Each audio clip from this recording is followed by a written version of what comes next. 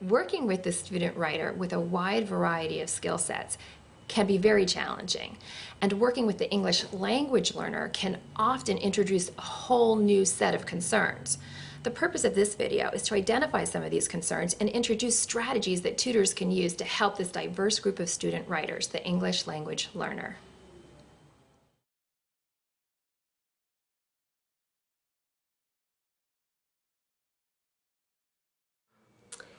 It would be great to have a strategy for teaching cultural literacy to my students.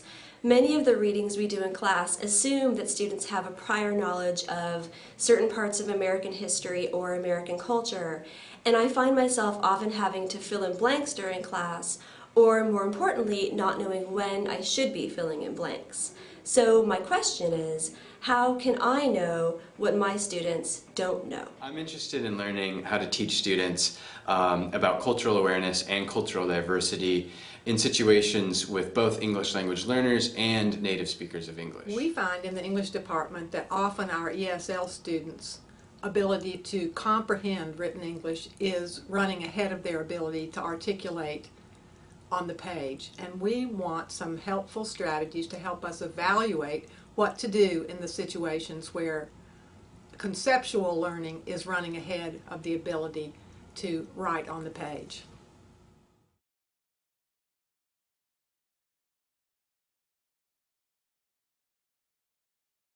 I think there's a big difference between the essay in my country, which is the Philippines, and the essay here in College of Marin in the United States. The organizations, the grammar, and I think the structures of the essay, and also the length of that essay. In my country, we only have informations. Unlike here in the United States, we have 5 points, informations, and explanation. And also the length of the essay. In my country, I never wrote an essay which is more than 3 paragraphs. We only have introduction, 1 body paragraph, and conclusions. Unlike here in the United States, you can make more than 5 paragraphs, actually as many as you can. So we have to speak up and write down very precisely, straight to the point, without any nice introductions, nice, easy way to introduce the main topic. And you can spend 2 pages just writing introduction and be so happy about this. In Russian? In Russian, and slowly going to the main point. In fact, in Russian, like actually in German language, the main point is the last point. And also most of the things you assume the reader knows, so you don't have to mention every small detail. And here you have to explain why.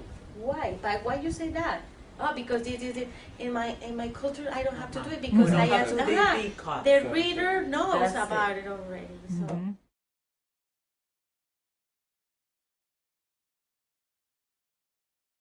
It can get very frustrating for me when I see a plethora of grammar errors. So that I don't just go in and start correcting every error I see, I'll say, I see a number of subject-verb errors. Do you want to focus on that? So we'll go through sentence by sentence, and I'll say, I see an error here. Do you see it? What is it? If it's a subject-verb error.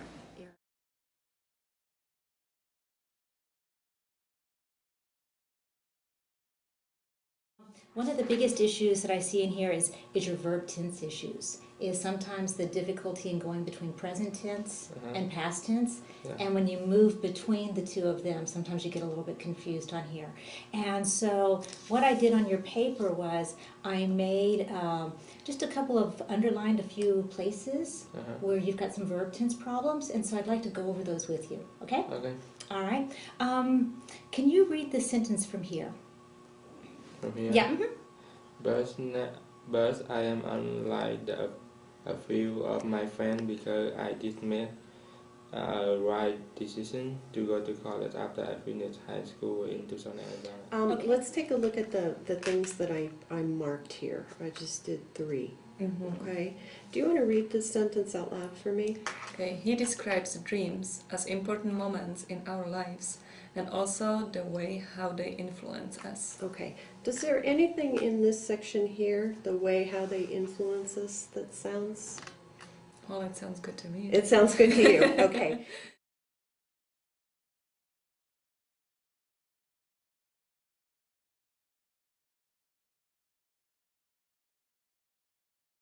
Fuzzy language is produced at upper levels by fuzzy thinking. It's the fact that the ideas are very, very fuzzy. They Go haven't back. figured out what they want to say. They haven't. And you sit down and you say, what exactly do you mean by this? And the student will say, I don't know.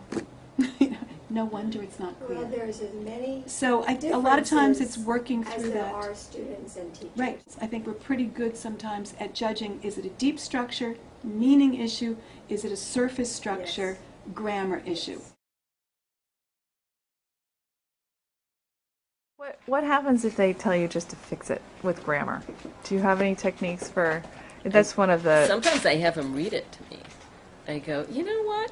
Why don't you read me this paper and you can find 65% of this grammar yourself, I guarantee it. And so they start reading and they do find a lot. And then I'll just put a check in a margin sometimes and go, there's an issue here, there's an issue here, there's an issue here, now find them.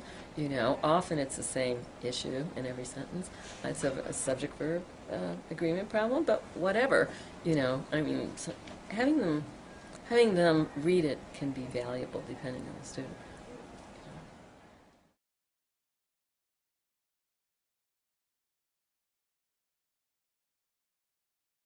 Yes, the ESL instructor can help the ESL student more by focusing on the grammar, especially on the subject-verb agreements, the prepositions, and the verb forms.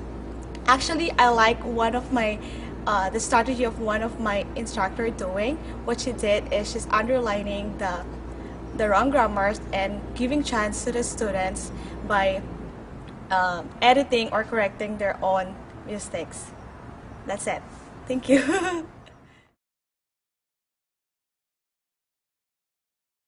Sometimes I say, I can tell that I read what they've got and it just doesn't make any sense. And I say, tell me what you just wrote here. Yeah. And they say, well, you could read it. And I go, yeah, but I want you to tell me in your own words, okay? Like, what's your main idea here, and what are the important things I should be learning from this, okay? What are you teaching me from this paper? And then it makes them think, what are they supposed to be conveying? It's really helpful for me when the tutor gives me some example when she's explaining, not just give me the answer, you know, some example which is easier for me to think in my head, imagine, and make it on my experience and think.